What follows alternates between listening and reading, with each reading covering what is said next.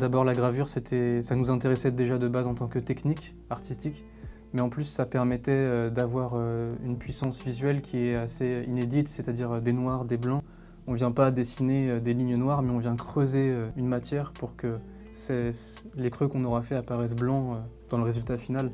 Et ça donne vraiment une puissance à ces visuels-là qui est assez semblable à celle qu'on peut ressentir dans certaines zones de notre pays, quoi. Sur la côte, le vent, c'est assez dur, comme le climat ici parfois. Et après, il y avait aussi l'explication de ça se vend beaucoup moins cher que de la peinture parce que la gravure peut se dupliquer. Et donc à partir d'une seule plaque, on peut imprimer 20 tirages. Et vendre 20 tirages à 20 personnes différentes, ça fait qu'on peut réduire les prix. Et ça fait une œuvre d'art est accessible sans dépenser beaucoup d'argent. Ça fait 3 ans qu'on a commencé à faire les marchés. Donc pareil, le marché c'est un lieu où on rencontre vraiment toutes sortes de personnes, quoi. Il y a vraiment énormément de monde très différent qui vont au marché, quoi.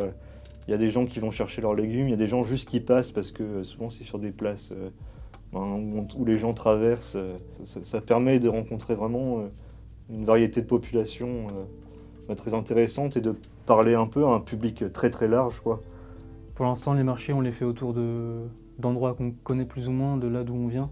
Mais à l'avenir, c'est vrai qu'on aimerait beaucoup diffuser notre identité visuelle, notre vision de la Bretagne ailleurs en Bretagne et peut-être même un jour ailleurs en Europe, ailleurs dans le monde. Pour aussi la proposer aux gens qui ne sont pas d'ici, qui n'ont pas d'a priori sur la Bretagne et qui accueilleraient du coup les bras ouverts notre vision.